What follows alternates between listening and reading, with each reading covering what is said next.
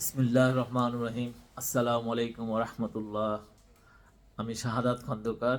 আমি আজ আপনাদের সঙ্গে আমার সাম্প্রতিক বাংলাদেশে ঘটে যাওয়া যে বিতর্ক, এই জাতীয় সঙ্গীত পরিবর্তন প্রসঙ্গে সংক্ষেপে দু একটি বিষয় পয়েন্ট মেনশন করতে চাই।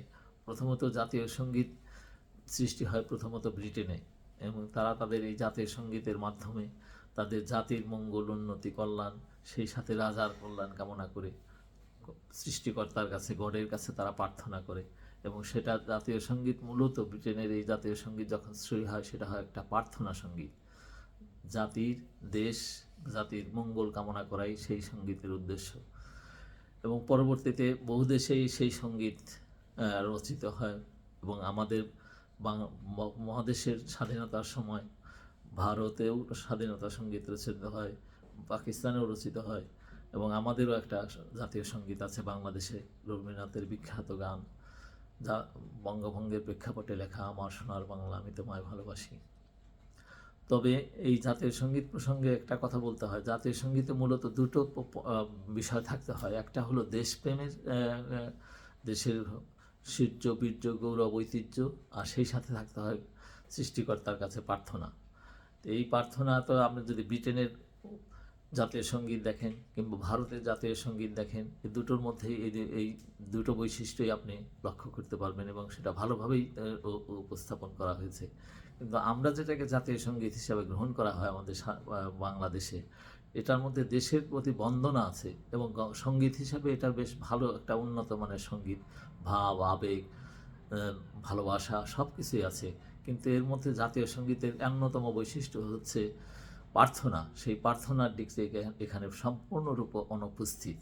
ফলে এটাকে এই হিসেবে, এই দৃষ্টিকোণ থেকে জাতীয় সঙ্গীতের পর্যায়ে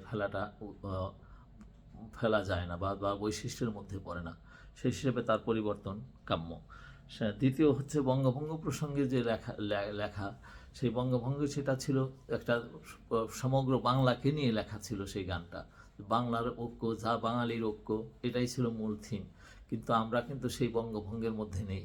আমরা বঙ্গভঙ্গ প্রথমে যদিও রদ হয়ে যায়, পরবর্তীতে আমরা 47 সালে সেই বঙ্গভঙ্গই হয়, এবং আমাদের প্রেক্ষাপট, তার ইতিহাস, ঐতিহ্য সমস্ত সম্পূর্ণরূপে ভিন্ন হয়ে দাঁড়ায়।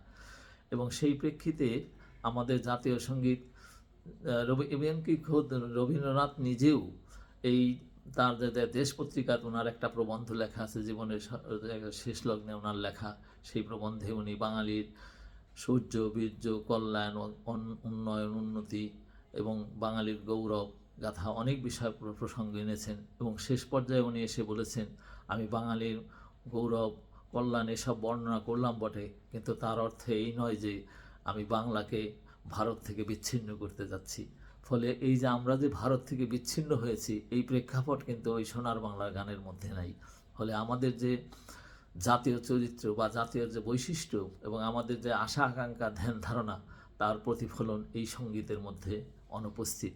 ফলে জাতীয় সঙ্গীত হিসাবে অনেক রকমের বিতর্ক আছে। কেউ বলেন হয়তো বঙ্গভঙ্গের প্রেক্ষাপট, কেউ বলেন এটা এইভাবে লেখা, ওভাবে লেখা।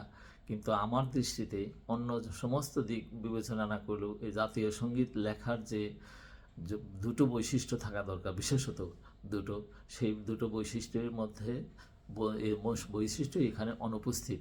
অতএব এটাকে জাতীয় সঙ্গীত হিসাবে আমি মনে করি, এটা আমার ব্যক্তিগত অভিমত, এটা পরিবর্তন হওয়া দরকার। কিন্তু অনেকে এটাকে যখন এটা সাম্প্রদায়িক দিক বা রবীন্দ্র বিরোধী একটা চেতনার মধ্যে নেওয়া হয়, তখন এটা বিতর্কটা সেই পর্যায়ে না থেকে অন্যদিকে এটাকে ডাইভার্ট করে দেয় তারা আসলে। তবে আমার দৃষ্টিতে দেশের মানুষের আশা আকাঙ্ক্ষার যাতে প্রতিফলন ঘটে, এমন জাতীয় সঙ্গীত হিসাবেই জাতীয় সঙ্গীত হিসাবে গ্রহণ করা উচিত। সেই হিসাবে আমি মনে করি আমাদের বর্তমানে বাংলাদেশে যে স্কাউটদের যে সঙ্গীত রয়েছে, সেই সঙ্গীতটাকেই জাতীয় সঙ্গীত হিসাবে সকল ধর্ম, সকল মত, সকল পথের মানুষের আশা আকাঙ্ক্ষার, একমাত্র নাস্তিকবাদী লোক ছাড়া সবার কাছে সেটা হয়তো গ্রহণযোগ্য হয়ে আসবে। কারণ এটা কোনো সে যে প্রার্থনাটা, সঙ্গীতটা, সেটার মধ্যে কোনো ধর্মের বা কোনো লোকেদের না, সবারই ওই ঈশ্বরের কাছে যে ঈশ্বরে বিশ্বাসী বা সৃষ্টিকর্তায় বিশ্বাসী, যে কোনো বিশ্বাসী মানুষের ক্ষেত্রেই একই প্রার্থনা সবার। সেই হিসাবে আমি মনে করি সেটাকে জাতীয় সঙ্গীত হিসাবে গ্রহণ করতে পারেন। যদি নিজেরা করেন, সেটা তো কেউ লিখে দেয় কোনো ভালো কবি, আমার মনে হয় ওটা করতে গেলে আরও বিতর্ক সৃষ্টি হবে এবং আরও বাড়বে।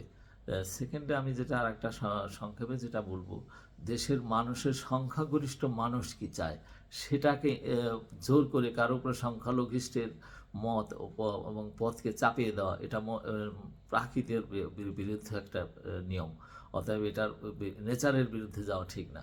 দেশের সংখ্যাগরিষ্ঠ মানুষ যেটা চাবে সেটাই হওয়া উচিত এবং সেই ধরনেরই হওয়া উচিত। সেই ক্ষেত্রে ইচ্ছা করলে মানুষের মতামত নেওয়া যেতে পারে, গণভোটের আয়োজন করতে পারে, করা যেতে পারে, কিংবা সংসদ নির্বাচনের সময় বা একটা ব্যালট, যে তোমরা জাতীয় সঙ্গীত পরিবর্তন করে এটা বা ওটা, এসবের একটা অভিমত নেওয়া যেতে পারে। সেই হিসাবে আমি মনে করি সংখ্যাগরিষ্ঠ মানুষের মতামতের ভিত্তিতেই আমাদের জাতীয় সঙ্গীত হওয়া উচিত। আপনাদের সবাইকে ধন্যবাদ। আসসালামু আলাইকুম ওয়া রাহমাতুল্লাহ।